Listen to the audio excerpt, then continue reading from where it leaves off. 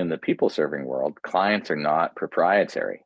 That's one of the challenges in the current long-term recovery committee model, that nonprofit groups and case management groups are incentivized to get as many clients as they can, hold them on their rolls, and not divvy them out. It's putting organization before client.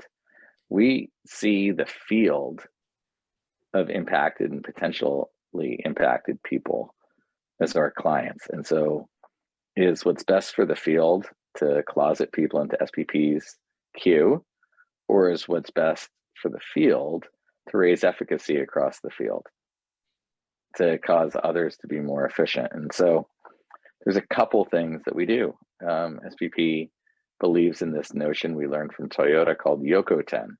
If you do it well, share it. Yeah. And so we thought, well, heck, if Toyota can help other car companies and other industries be more efficient, shouldn't SBP do that as well? And so we provide AmeriCorps members, funds, training to other nonprofit groups.